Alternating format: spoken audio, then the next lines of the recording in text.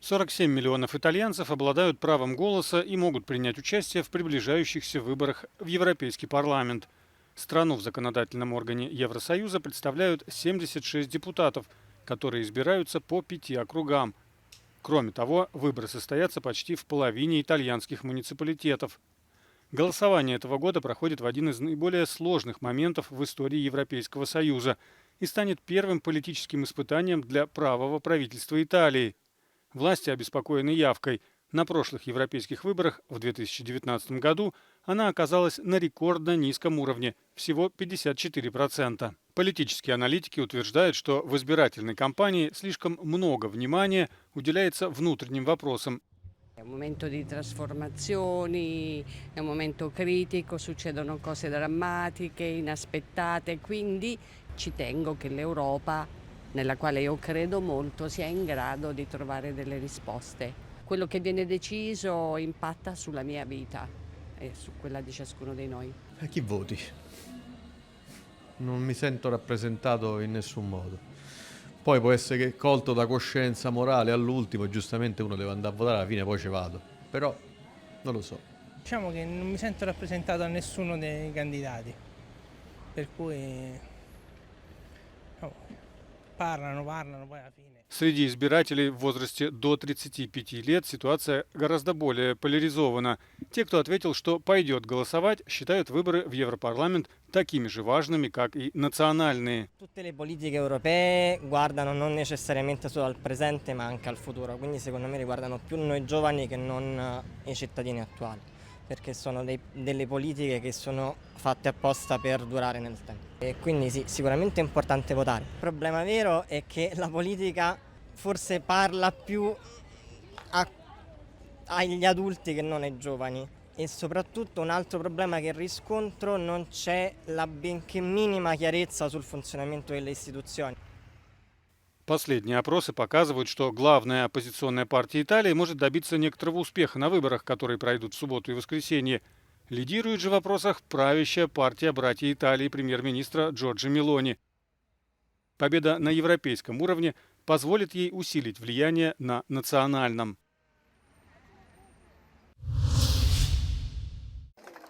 В Болгарии избирательная кампания перед выборами в Европарламент вступает в завершающую стадию. 7 июня – последний день агитации. Балканская страна готовится отправить в Страсбург и Брюссель 17 евродепутатов. Председатель Еврокомиссии Урсула фон дер Ляйен и лидер Европейской народной партии Манфред Вебер оказали поддержку бывшему премьер-министру Болгарии Бойко Борисову. Его консервативная партия ГЕРБ с отрывом лидирует в вопросах. С нашия глас ще направим така, че Европейския съюз да се управлява добре следващите години. Одновременно в стране, которая не может выбраться из политического кризиса, пройдут внеочередные парламентские выборы, 6-е за 3 года. Кампания проходит в условиях скандалов и всплеска популярности праворадикальных и пророссийских сил. Партия Возрождения, которая поддерживает Кремль и выступает против поставок оружия Украине и за бойкот украинского зерна, согласно опросам, может набрать 16% голосов. Премахване на санкциите срещу Русия и компенсиране на българския бизнес за щетите. Премахване на военната помощ за Украина, както и даване гаранция, че няма да бъдат изпратени български войски в Украина. И на 5-то място, предоговаряне на условията за членство на България в Европейския съюз. Това са важни, наложителни, изключително успешни мерки, които трябва да бъдат предприяти буквално в рамките на следващите няколко седмици. Сега преценили сте, господин Костадинов? При этом второе место Возрождению не гарантировано. На этот результат претендуют проевропейская оппозиционная коалиция «Продолжаем перемены», «Демократическая Болгария» и «Движение за права и свободы», представляющее этнических турок, цыган и помаков. Институты изучения общественного мнения предсказывают тесную борьбу.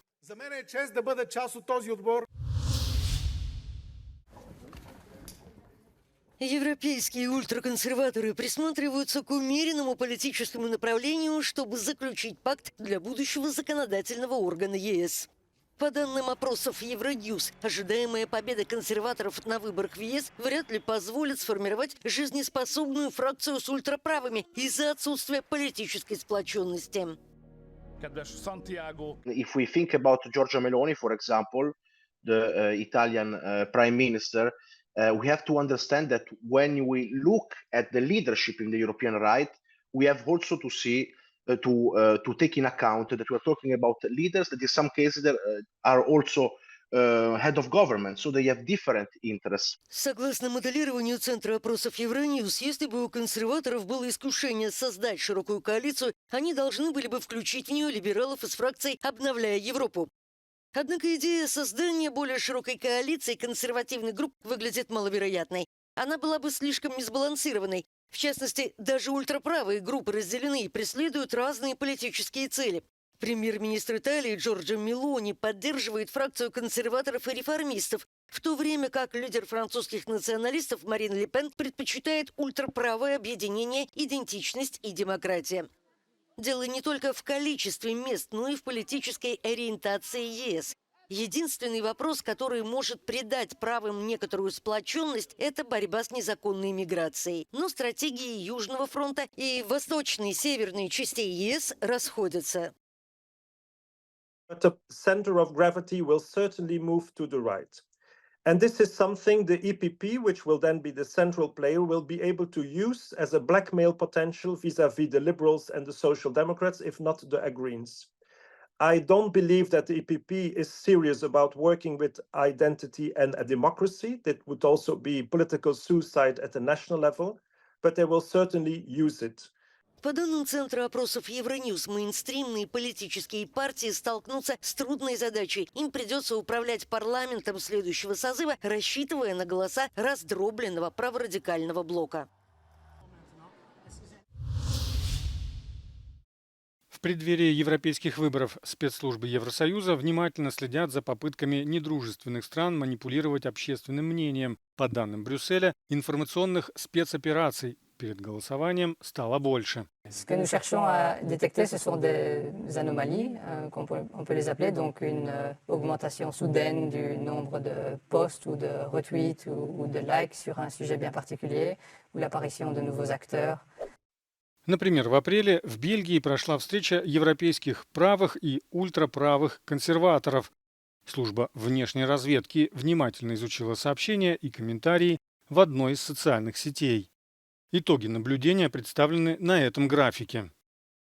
Toute la zone grise qui représente la majorité de ce qu'on voit à l'écran est relative à une discussion ou à des discussions liées à la conférence politique qui a eu lieu mi-avril ici à Bruxelles.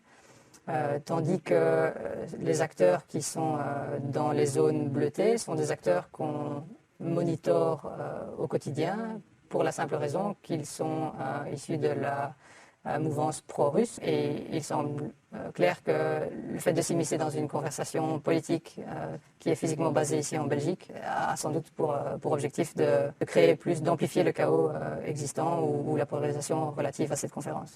5 июня в Польше начала работу комиссия по расследованию российского влияния. Польские власти сообщают, что в стране зафиксирована беспрецедентная активность спецслужб России и Беларуси.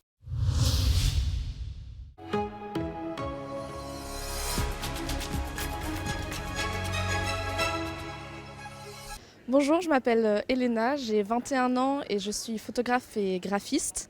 Et si je faisais partie de la politique européenne, j'aimerais qu'on puisse mieux accueillir les réfugiés ukrainiens, par exemple les réfugiés de guerre, qui soient pris en sécurité et qui soient accueillis dans la bienveillance dans ce pays.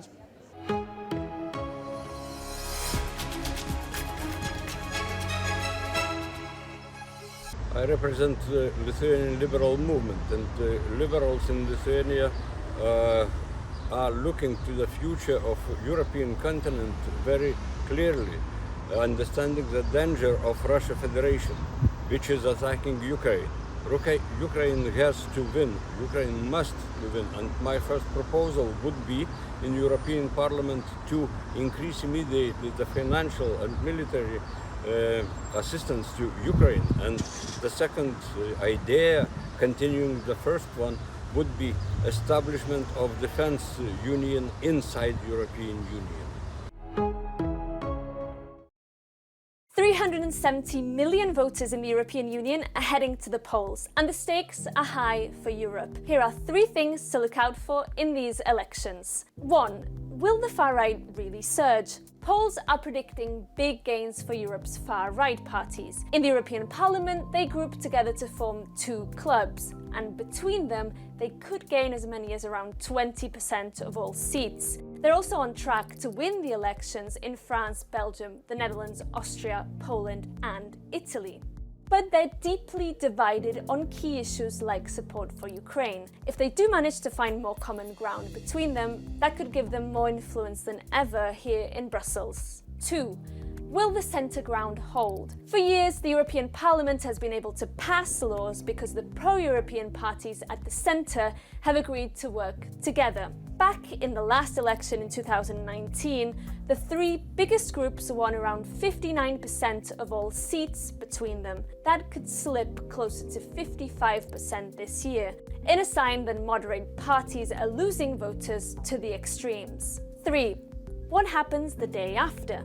These elections should influence who becomes the next president of the European Commission. Ursula von der Leyen is currently tipped to secure a second term because her party is leading in the polls. But she will need the support of an absolute majority of all new MEPs to secure that job. That will be difficult if her traditional allies turn their backs on her because she's been cozying up to far-right figures like Italy's Giorgia Meloni. EU leaders could also choose to nominate a completely new candidate, as they did in 2019. That means that backroom negotiations between EU leaders could still parachute an unlikely candidate to the top job in Brussels.